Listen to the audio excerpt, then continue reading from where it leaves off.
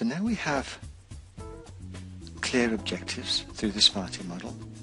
Let's have a look at a model by which we can prioritise.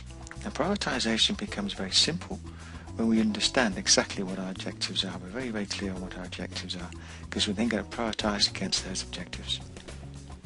Now the urgent versus important model, let's first define what we mean by in the definitions of urgent and then important.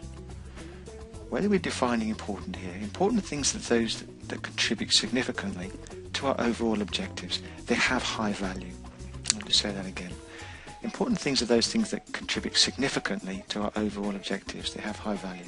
So once we know what they are, and we can recognise them when they come up, then we can capture them and we can plan and schedule them into our day, week, month. Second part of this is things that are urgent. Now they may or may not have significant contribution to achieving our own objectives. So the emphasis there is on may or may not. And often you'll have someone saying, oh, this is really urgent. But it might be urgent to them, but in fact is it urgent to what we do in our role? So that needs to be managed. So first of all, within the model, I'd like you to think about it this way. To dump, not important, not urgent. If it's an email coming in, just delete it, get rid of it. Or if it's a piece of paper on your desk, whatever, not important, not urgent, just get rid of it. Then we've got to delegate.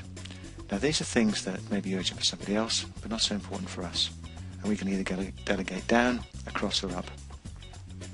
Then we've got to decide. Now that's just to decide when we do it. So we've got things there that are important, but at this stage are not urgent.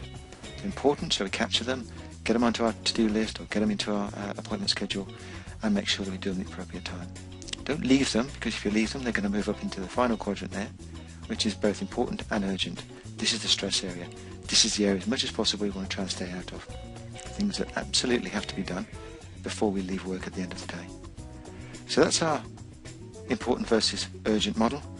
We'll talk about how we apply that with the use of Outlook and as emails come into your inbox as we go through the program. And again, prioritisation is very easy when you're understanding clear what your objectives actually are. So now we'll move on to the next model.